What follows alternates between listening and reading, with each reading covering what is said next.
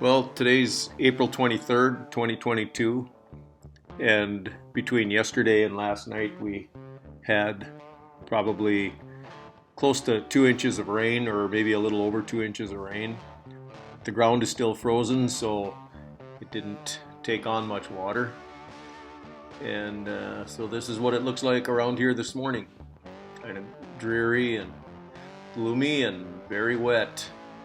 Um, Glad we built on a high ground, or glad we made high ground to build on.